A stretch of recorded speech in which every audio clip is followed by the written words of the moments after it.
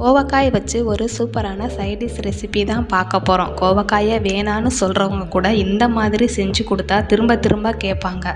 கோவக்காயை கழுவி எடுத்து நீளமாவோ இல்லை ரவுண்டாவோ உங்களுக்கு பிடிச்ச ஷேப்பில் கட் பண்ணிவிட்டு எண்ணெயில் நல்லா வதக்கணும்.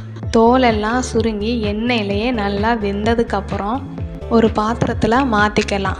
அதே எண்ணெயில் சோம்பு கருவேப்பிலை பொரிஞ்சதும் ஒரு பல்லாரி வெங்காயத்தை பொடியாக கட் பண்ணி பொன்னிறமாக வதங்கினதும் மீடியம் சைஸ் தக்காளி கட் பண்ணி சேர்த்து வதக்கி தக்காளி நல்லா மசிஞ்சதும் மசாலா சேர்த்துக்கலாம். குழம்பு மிளகாய்த்தூள், மல்லித்தூள், மஞ்சள் தூள், கரம் மசாலா, தனி மிளகாய்த்தூள். மசாலா பச்சை வாசனை போனதும் தேவையான தண்ணி சேர்த்து கலந்து மூடி போட்டு கொதிக்கட்டும்.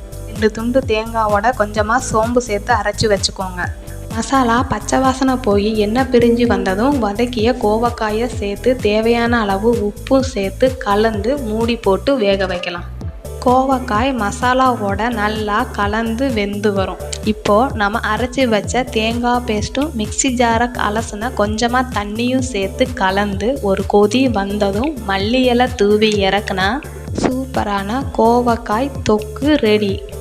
சாதம் மட்டும் இல்லாமல் இட்லி, தோசை, சப்பாத்தின்னு எல்லாத்துக்குமே ஒரு சூப்பரான சைடிஷாக இருக்கும்.